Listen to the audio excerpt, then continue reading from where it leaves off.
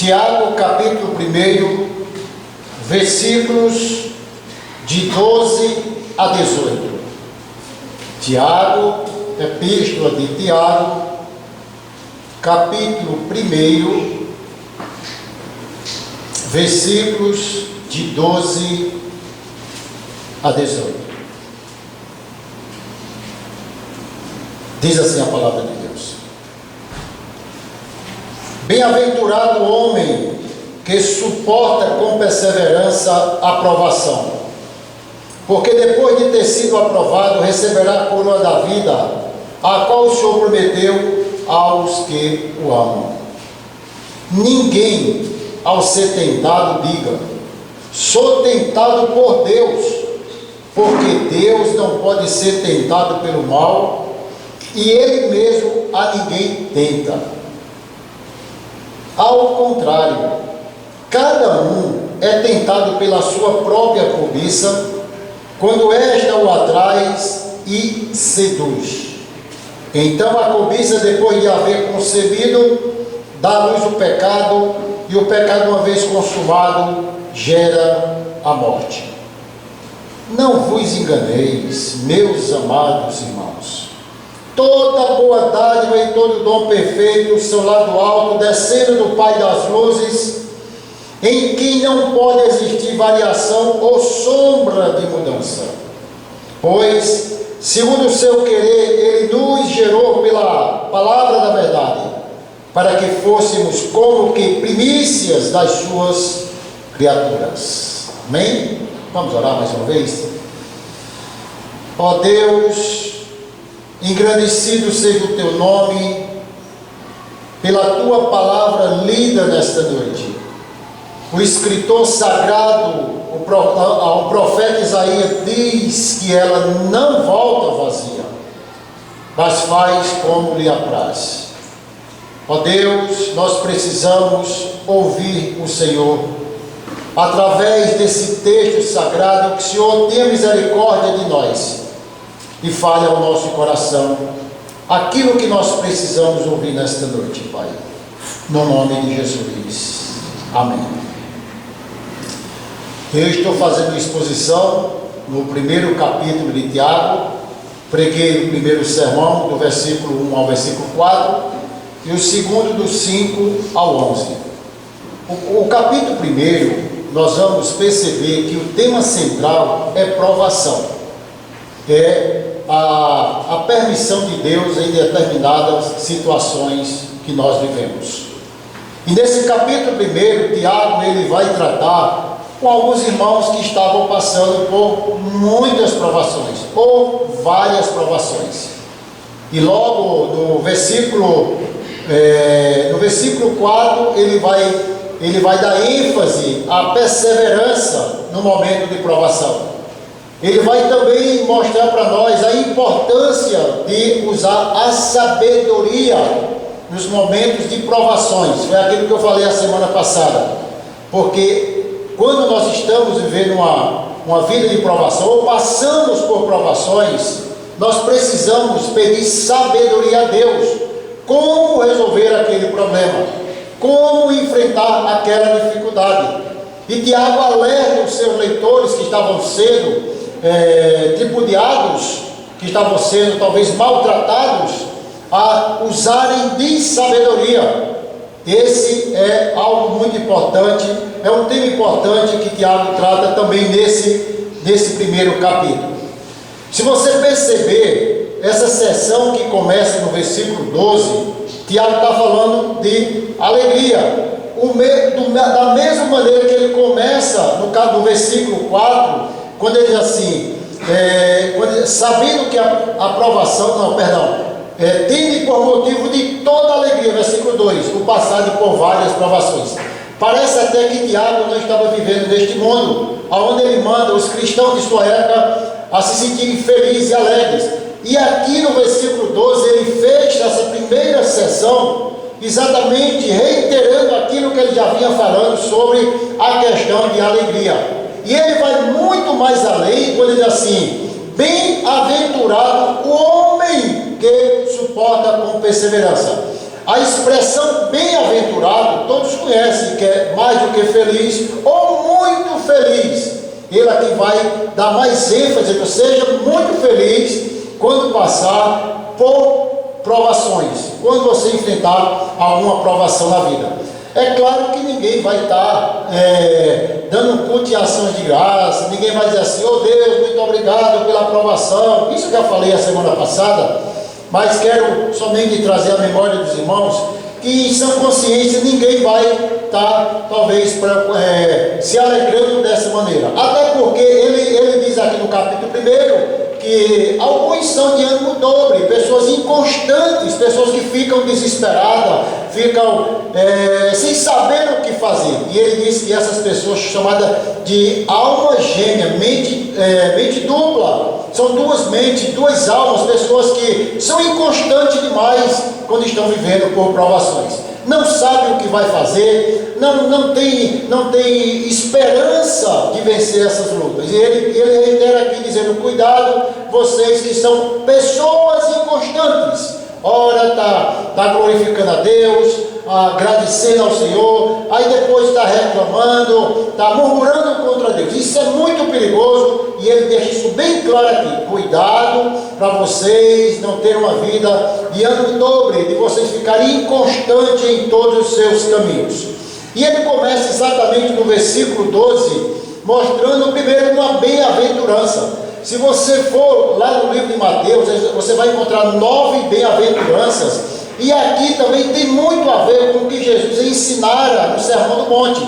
Aquele Sermão da Montanha está mostrando exatamente o quê? Que Jesus ensinando sobre as bem-aventuranças, e aqui ele reitera, mostrando que essa bem-aventurança para o cristão seja também no momento de luta, no momento de tribulação. É claro que nós estranhamos, que nós choramos, que nós nem queremos, nem planejamos passar por nenhuma tribulação, mas enfim, elas chegam até nós, chega na sua casa, chega na minha casa, e nós não sabemos quando vai chegar, por onde vai chegar, ou como vai chegar, mas essa tribulação, essa provação, evidentemente faz parte da vida, não tem nenhum mal para dizer isso aqui, e nós temos que estarmos preparados para enfrentar essas tribulações. Tiago, ele vai mostrar agora a questão da bem-aventurança. Bem-aventurado é aquele que suporta com perseverança. A chave aqui é exatamente a perseverança, é você suportar. Muitos talvez desistam no meio da caminhada, outros talvez comecem a desfalecer, a morrer espiritualmente, a reclamar de Deus, a dizer que Deus não existe. É por isso que ele usa a expressão aqui, bem-aventurado, o que suporta, o que aguenta, o que fica firme ali, independente de qualquer situação. Homens de Deus foram provados. Homens de Deus da Bíblia passaram por grandes tribulações, mas se você olhar, nenhum desses homens, eles se afundaram na vida espiritual. Eu convido você a ler o livro de Hebreus, capítulo 11, quando chegar em casa, que fala os heróis, a galeria dos heróis da fé. E ele vai mostrar como aqueles homens venceram tantas lutas que eu e você talvez nunca passamos, nem passaríamos, nem talvez nem suportaríamos tanta luta como esses homens passaram. E quando o escritor aos Hebreus, ele coloca lá a galeria dos heróis da fé, ele começa a mostrar cada homem de Deus, mulher de Deus, que enfrentou a luta, que enfrentou a tribulação, mas que todos venceram pela fé em Jesus Cristo. Aí ele diz assim: sem fé é impossível agradar a Deus. Todo aquele que se aproxima de Deus, é necessário crer que Ele existe. Então esse é um ponto fundamental para aqueles que viveram tempos tenebrosos, aqueles homens heróis da fé, como Abraão, que teve que suportar a dor de sair de casa, mesmo sendo provado em outras áreas, não financeiramente, como ofereceu o seu próprio filho, como o próprio Jó, aquele homem que foi provado em muitas áreas. E aqui ele diz que o homem ele deve ser bem-aventurado. A expressão bem-aventurado aparece 33 vezes na Bíblia, sendo que 26 no Novo Testamento e 7 no Velho Testamento e 26 no Novo Testamento. Porque é bom a gente ver isso aqui para mostrar a importância de ser bem-aventurado. A expressão bem-aventurado, o homem, a expressão completa do homem vai aparecer em média de 10 vezes no livro dos Salmos e nos Provérbios. Então é muito importante essa colocação aqui. Tiago não diz que o pecador é salvo por suportar a provação, mas que o cristão é recompensado ao perseverar diante das provações. Essa provação geralmente vem de Deus na vida do cristão, como vem na vida de qualquer pessoa. Tudo nós vamos ver a capacidade de suportar, como nós estamos suportando. Bem-aventurado, mais do que feliz, ou muito feliz, o homem. Ele vai falar um homem aqui. Mas que homem ele está falando? Que tipo de homem é esse? Evidentemente, ele está falando um homem que tem essa experiência de fé, um homem que talvez tenha uma vida piedosa, um homem que conhece a Deus. Ele não vai falar que esse homem é um homem que está longe de Deus, é um homem que não conhecer a Deus, é um homem que não tem nada de Deus. Pode ficar certo. O homem, ele está falando, esses homens de Deus, mulheres de Deus, são vocês, somos nós que devemos suportar toda essa provação. Ele está falando aqui a questão de ser bem-aventurado. O apóstolo Paulo, escrevendo a sua carta aos Filipenses, ele reitera a questão da alegria, que ele disse: eu aprendi a viver contente em toda e qualquer situação, tanto na escassez como na abundância. Quando eu estava pobre, rico, com saúde, doente, Paulo aprendeu isso. Nós aprendemos. Ninguém está pronto preparados para aprender determinadas circunstâncias da vida. Mas Paulo disse: eu aprendi a viver contente. Ele diz assim: eu sei muito bem suportar a dor, eu sei suportar os momentos de angústias, do mesmo jeito que eu vivi no tempo de fartura, no tempo de abundância. Então esse é um conselho do apóstolo Paulo, mostrando que este homem aqui é um homem diferente dos outros. Porque se você falar de provação para outras pessoas que talvez não tenham tanto conhecimento, ou talvez não tenha sido alcançado por Deus, haverá certamente murmuração, reclamação, e muitos perguntam até mesmo dentro da igreja: que Deus é esse que permite determinadas coisas acontecerem na vida dos seus filhos? Que Deus não existe. Aí parte, sabe para quê? Para abraçar talvez o ateísmo, outras coisas de que Deus não existe, porque muitos estão sofrendo. Evidentemente há uma grande um monte de gente que querem culpar a Deus pelas coisas erradas que acontecem. Nós culpamos a Deus, mas o homem é que é culpado, e a Bíblia diz: queixe-se dos seus próprios pecados. De que se queixa o homem? O homem está se queixando de quê? Nós não temos que estar se queixando de nada. O profeta disse: queixe dos seus próprios pecados. Então nós somos pecadores. É por isso que ele vai tratar nesse texto agora de uma forma mais profunda. Quando ele vai sair da aprovação, ele vai mostrar o lado da tentação, que é outra situação muito complicada e difícil para cada um de nós. Ele vai mostrar a questão da aprovação para esse homem. Aí ele diz assim: depois de ter sido, olha para aqui, depois de ter sido aprovado, receberá o quê? A coroa da vida. Meus irmãos, quando nós olhamos para isso aqui, como é que isso pode funcionar? Há uma inversão de valores. Escute o que estou falando. Há uma inversão de valores, aonde nós queremos primeiro o prêmio, primeiro tem que vir o esforço, primeiro o atleta vai para o seu treino, vai para a sua competição, para depois ele receber o prêmio. E ele diz aqui: depois da aprovação, depois de ter sido aprovado, receberá a coroa da vida. Sabe o que ele quer dizer? Cuidado com a inversão de valores. Primeiro a cruz, depois a coroa. Primeiro o sofrimento sofrimento, depois a glória. Mas os cristãos de hoje, né, moderno, só querem se abraçar com as bênçãos, com as benesses de Deus. Mas ele diz assim: primeiro você vai passar pela aprovação.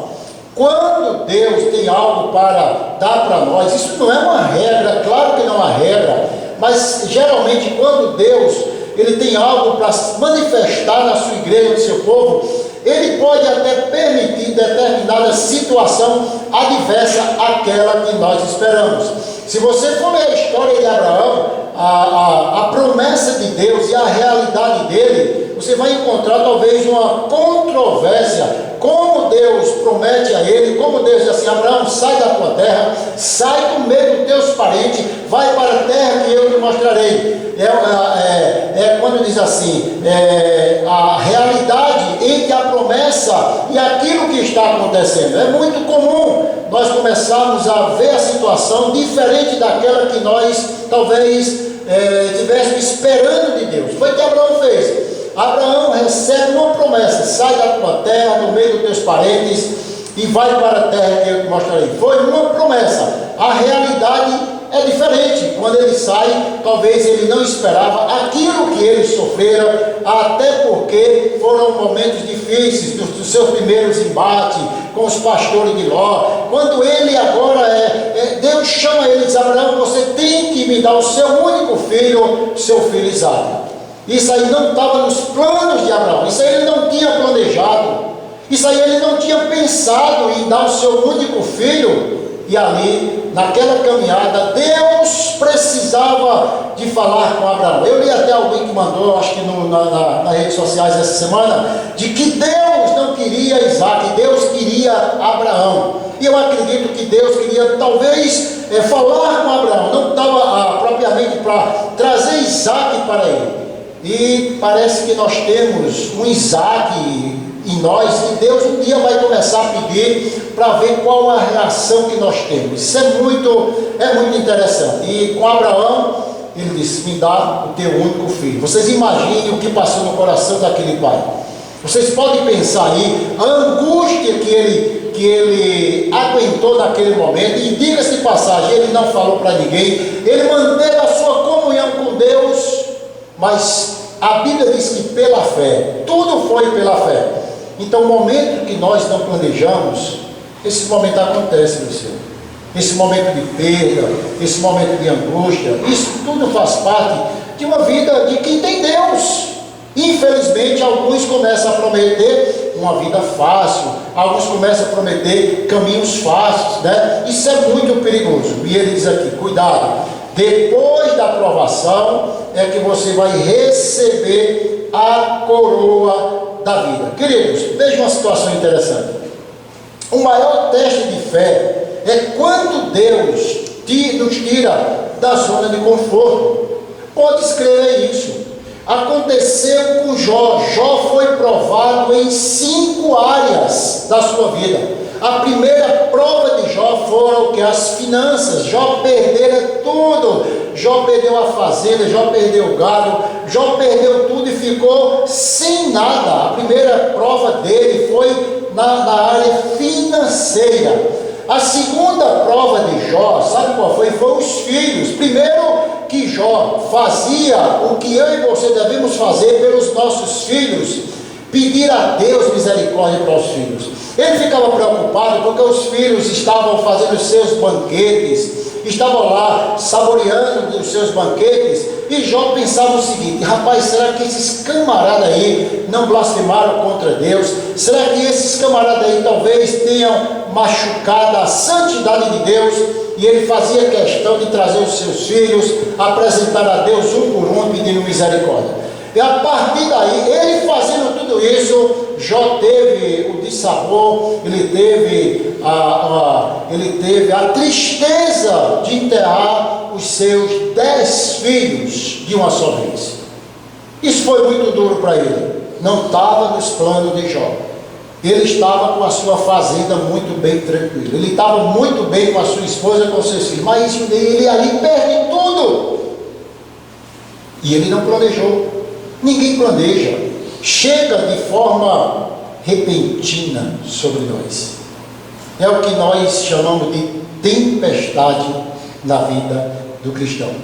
Já depois que perde as finanças, perde a saúde, ele teve uma provação agora com a sua própria vida, o seu corpo dilacerado, as chagas tomando conta do seu corpo, e para que essa situação não ficasse, ela tende a piorar quando a esposa olha para o marido naquela situação, o marido chagado, perdendo tudo, e agora ele vai aguentar até certo ponto a incompreensão daquela mulher que diz: ó, você não pode continuar crente, você não pode, isso não é Deus, esse Deus não existe que permite essas coisas acontecerem.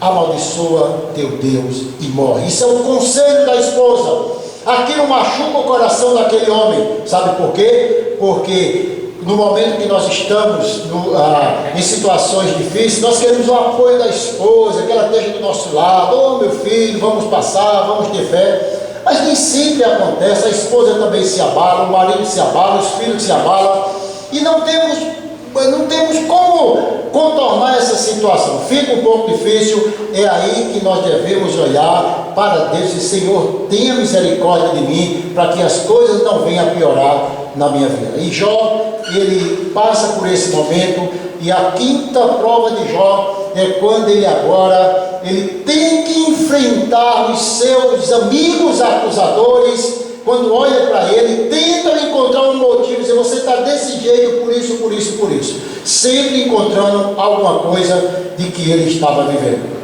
Então, Tiago conclui a primeira sessão mostrando agora a provação, como os crentes são provados. Agora, ele vai tratar de um tema que está muito ligado a tudo isso que eu tenho falado para vocês. Olha aí. O tema que ele vai tratar agora, no versículo 13 em diante, é como lidar com a tentação. A provação é algo que vem de Deus. A tentação é algo que vem dentro da provação, certamente de uma influência maligna, para nos tirar da nossa situação de crente, de filho de Deus. Ele diz: ninguém, agora cuidado, ninguém, nenhum de vocês, ao ser tentado, diga: eu sou tentado por Deus. Porque Deus não pode ser tentado pelo mal, e Ele mesmo a ninguém tenta. O que é que acontece? As provações exteriores, elas estão presentes, mas o que acontece é que nós vamos ser atingidos com as provações interiores. É esse momento que nós precisamos parar e cuidar muito do nosso coração, cuidar da nossa vida espiritual. Você perceba que as provações exteriores, elas começam a tomar outro rumo, porque é dentro de uma provação que nós começamos a dar lugar à tentação. E ele deixa bem claro, ele falando de provação, ele não pode descuidado agora com a tentação, porque a tentação vem exatamente logo após a provação, ou melhor, de uma forma simultânea. Você está sendo provado, na mesma hora você está sendo tentado. A tentação visa destruir a sua comunhão com Deus. A provação visa aperfeiçoar e amadurecer você para se aproximar de Deus. Isso é aqui a ideia do texto que Tiago está falando. Coisa assim: cuidado com a tentação. Todos nós somos tentados. Todos nós somos tentados. Todos nós queremos vida fácil. Isso é fato. Vocês entendem o que eu estou falando? E essa tentação que ele está dizendo aqui, isso é muito perigoso. Queridos, o povo de Israel, Deus provou a nação de Israel lá no deserto. Escute aqui: Deus prova a nação de Israel, mas manda o quê? A providência, o maná do céu, a água que sai da rocha. O calor escaldante de 40 graus, ele tinha uma nuvem por cima para proteger os filhos de Deus. Mas o que acontece é que esses homens, esses filhos de Deus, eles começaram a discutir com Deus, eles começaram agora a blasfemar contra Deus. Eles foram tentados, isso é a palavra, eles foram tentados, Porque receber pão, receber água e ainda reclamar. Teve um ponto que eles disseram assim: Senhor, nós estamos por aqui desse pão que o Senhor está mandando para nós. Não aguentamos mais. Sabe aquela palavra, aquele que os nossos filhos chegam na mesa: mãe, pai, só tem isso para comer, só tem isso ali, tem uma variedade, né, grande na mesa. E às vezes os filhos assim: só tem isso para comer. Lá só tinha 2 tipos de alimento. E o povo de Israel reclamaram, foram tentados e começaram agora a murmurar contra Deus. Olha que perigo. Isso aí acontece quando nós estamos vivendo um tempo de provação. Olha que coisa interessante. Tiago adverte aos seus leitores que não culpem Deus. Cuidado! A palavra tentação carrega a ideia de seduzir ao pecado. Cuidado com isso aí. A palavra provação dá a ideia de aproximar eu e você de Deus. Quando nós somos aprovados é porque Deus está testando a nossa fé, a nossa fidelidade. Olha que coisa interessante. Ele diz: ninguém ao ser tentado, diga eu sou tentado por Deus. Aqui dá 3 lições nesse primeiro versículo. Primeiro, a tentação não vem de Deus. É Deus que está tentando, não é Deus que está tentando. São os desejos maldosos dos nossos corações. São a cobiça, que ele vai falar já já, a cobiça, aquilo que nós queremos que Deus talvez não queira dar a mim e a você. Ele diz: cuidado com o que vocês estão. Agora, não vem de Deus, mesmo sabendo que Deus usa o mal para cumprir o seu propósito. Deus não é conivente com o mal.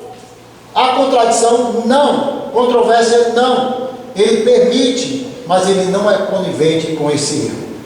E nós somos responsáveis. Segundo, Deus dá, olha para aqui, Deus dá a capacidade de suportar. Quem diz isso é a palavra de Deus. Quando o apóstolo Paulo diz: não sobreveio tentação que não fosse humana, mas Deus é fiel e não permitirá que sejais tentados além das vossas forças. Sabe aquele negócio? Eu caí porque foi forte, a tentação foi muito grande. Foi não. Deus deu a condição, Deus dá a capacidade para nós, para suportar tamanha tentação. Infelizmente é nós que não estamos dando ouvidos aos ensinamentos de Deus. Infelizmente nós não queremos, talvez, nem ouvir Deus nesse momento de tribulação.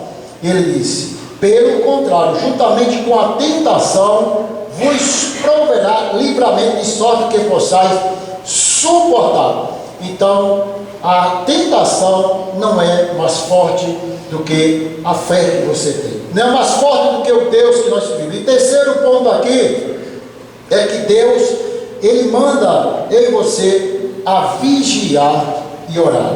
Vigie e orem para que não caia em tentação. Foi o que Jesus falou lá em Mateus capítulo 26, quando Ele chama os seus discípulos para orar.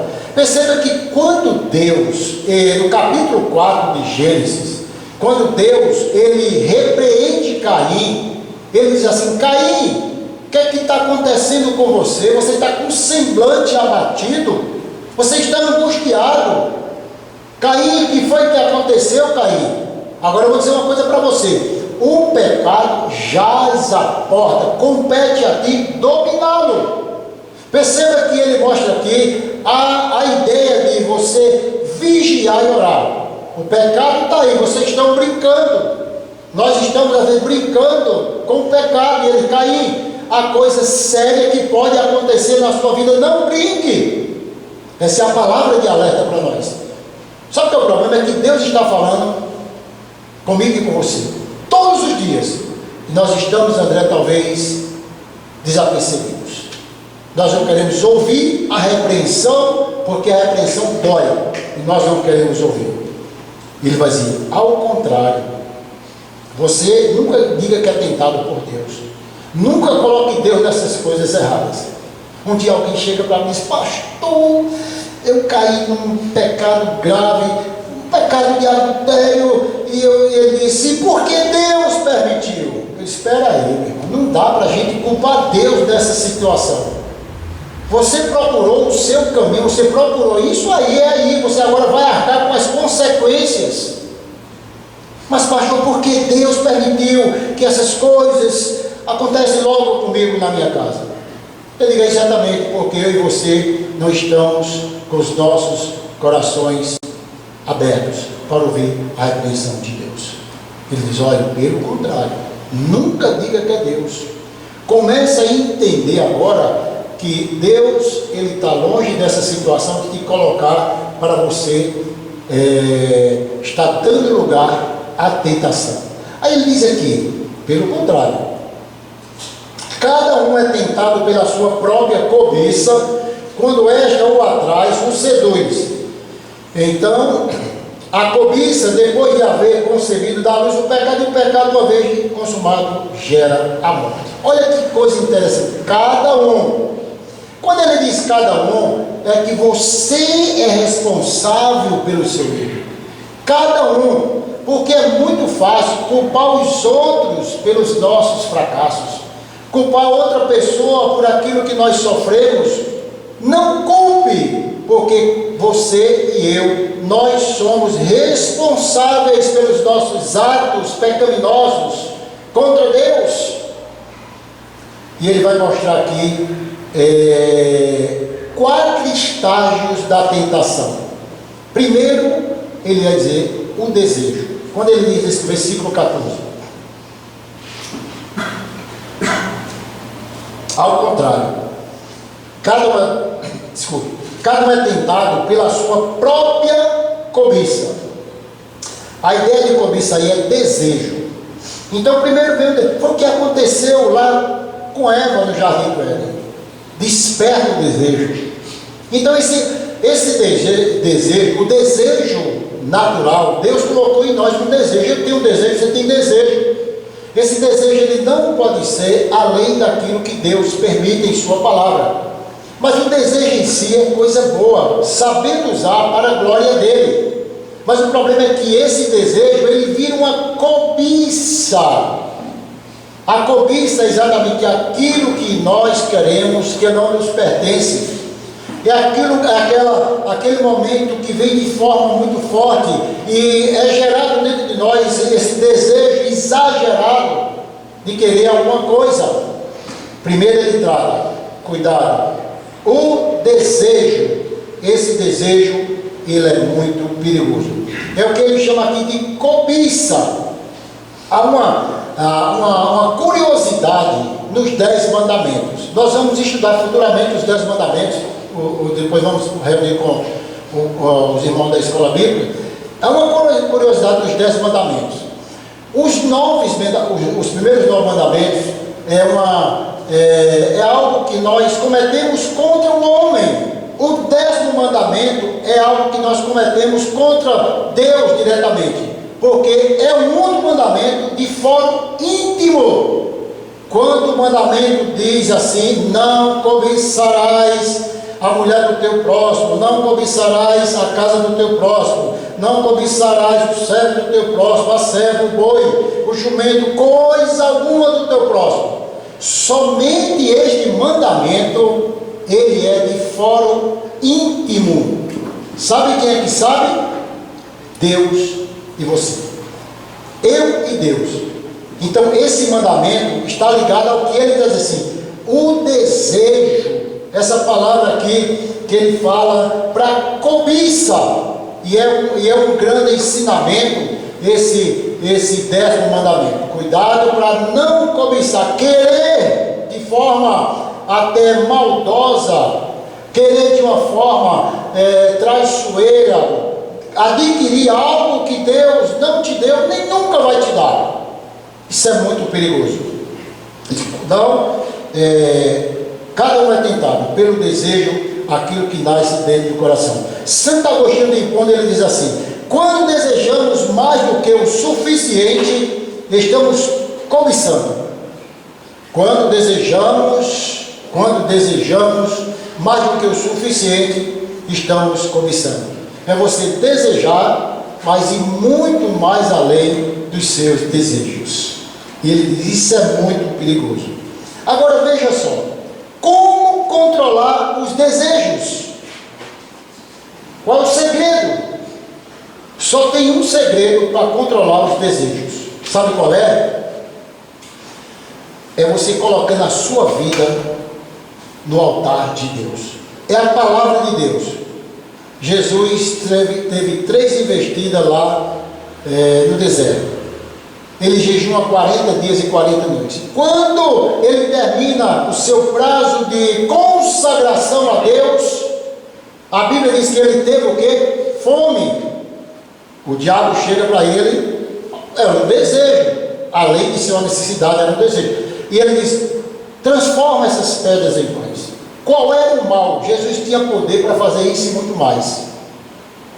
Na segunda tentativa, o diabo diz: se tu és filho de Deus, pula daí de cima, porque a tua palavra diz lá que tem anjo para guardar o Senhor. Ele poderia pular e não acontecer exatamente nada.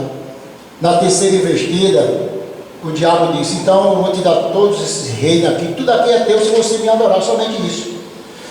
As 3 formas de Deus rejeitar essa tentação, sabe qual foi? Está escrito. Como é que nós resistimos à tentação? Está escrito: eu não posso, não é meu, Deus não vai se agradar. Isso aqui Deus vai trazer juízo sobre a minha vida. Diga-se de passagem, quando eu falo juízo aqui, é que pode também alcançar outras pessoas que não tem nada a ver na nossa família. Isso é fato. O que ele diz? Está escrito. Pronto. Então, como é que nós vamos combater a tentação? Mostrando o que está escrito. Para mostrar o que está escrito, é bom a gente ler a palavra de Deus. O que é que está escrito? Eu não posso, eu não devo, isso não está de acordo com a Bíblia. Agora, infelizmente, deixa eu falar uma coisa para vocês. Infelizmente, nós não queremos ouvir Deus, porque queremos saciar essa sede que há em nós. Depois que ele fala desse desejo, ele fala agora do engano. 2 verbos no grego ele vai usar aqui: o verbo atrair e o verbo seduzir. Escuta que coisa interessante. O verbo no original atrair é associado à ideia de colocar a isca numa armadilha. O verbo seduzir é comparado a alguém que coloca uma isca no anzol.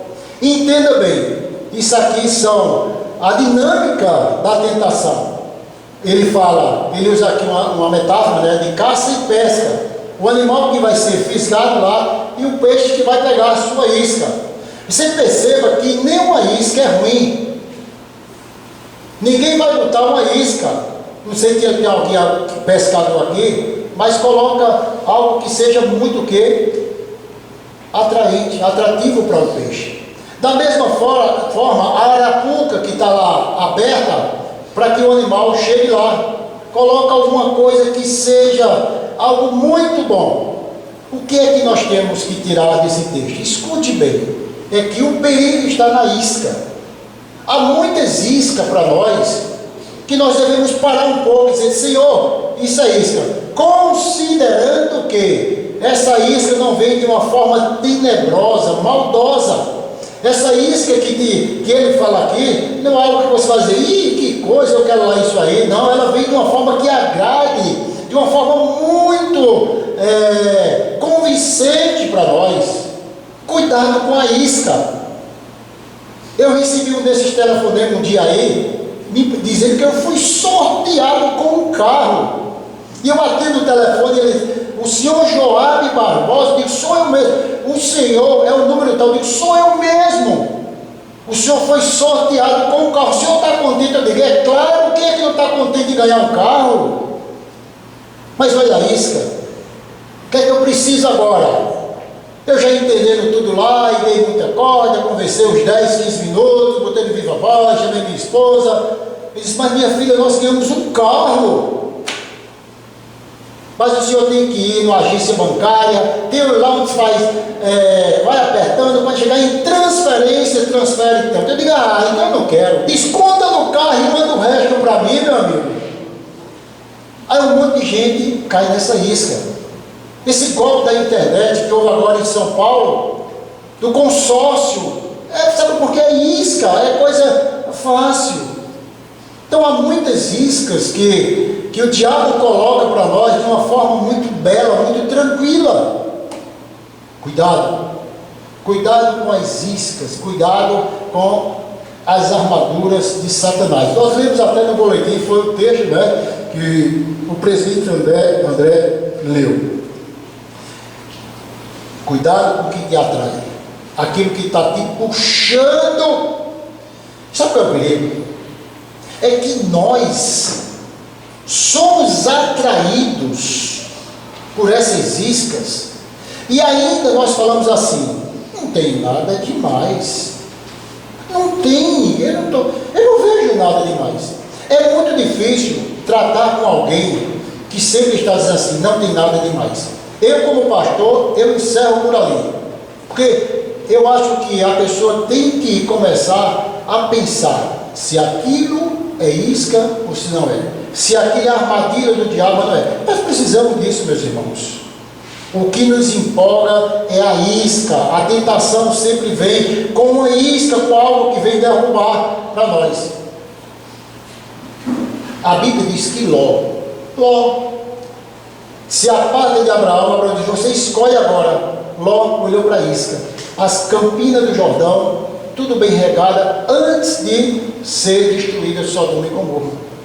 Olhou com seus olhos. Quem é que escolheria um lugar mais bonito do que aquele, Roberto?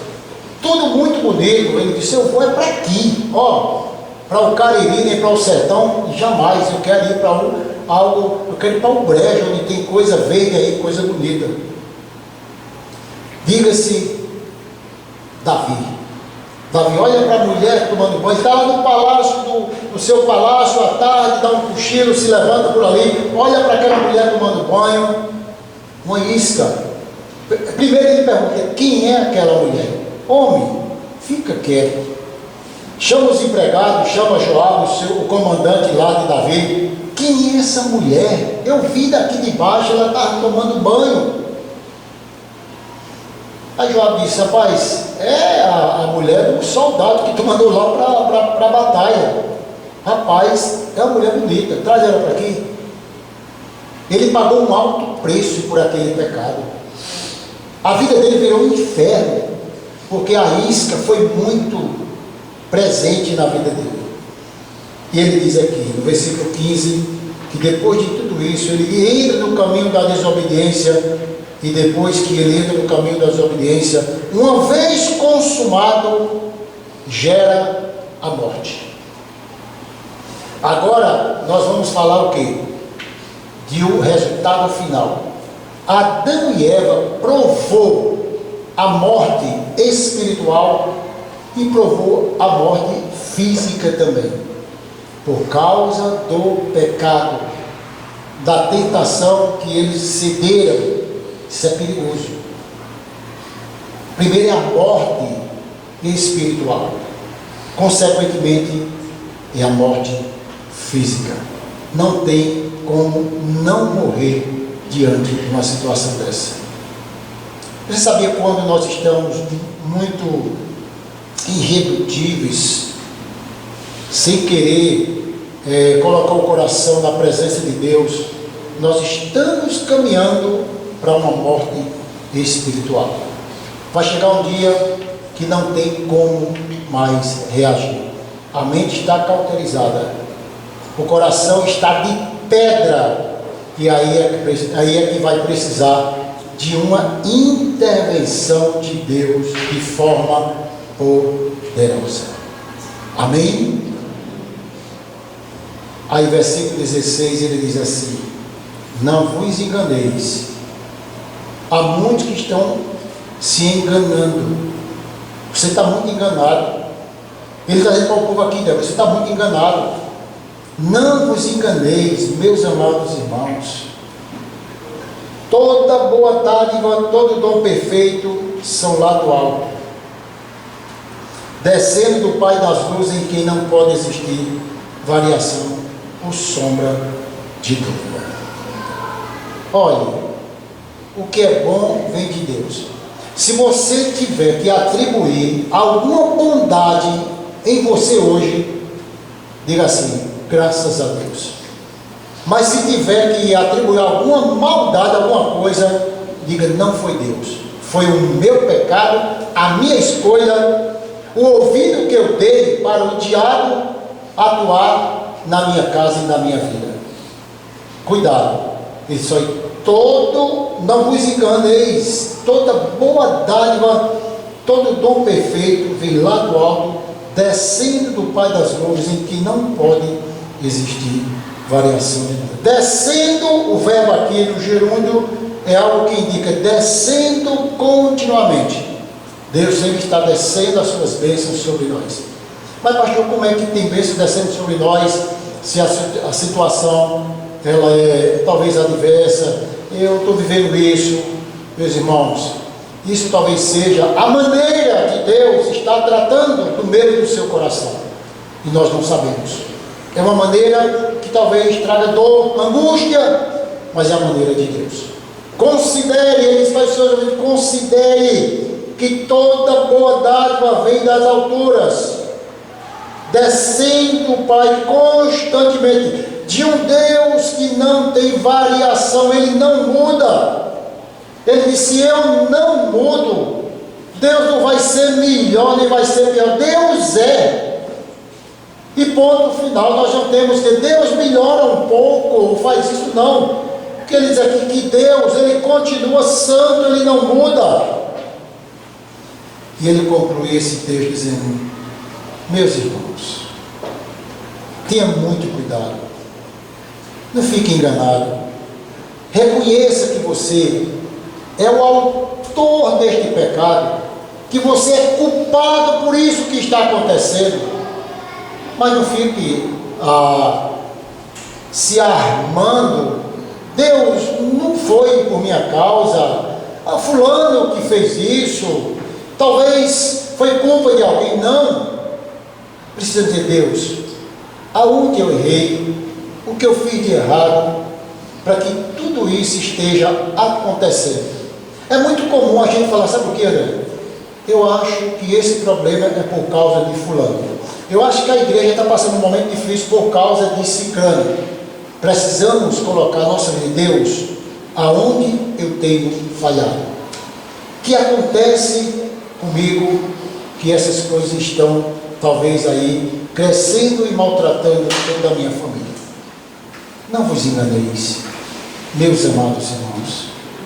Toda boa dádiva e todo dom perfeito vem de Deus. O que é bom vem de Deus. O que é ruim vem do diabo, ou vem dos nossos desejos pecaminosos. Que Deus nos abençoe. Amém. Vamos orar. Senhor, nós louvamos o Teu nome,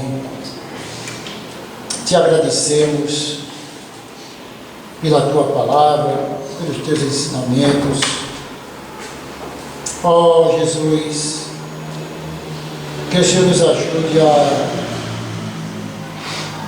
nos afastar dessas tentações, vencer o mal, usando, Deus, a Tua palavra, usando, Senhor, esses momentos de fé que nós vivemos para vencer o dia mal. Obrigado, Pai, em nome de Jesus.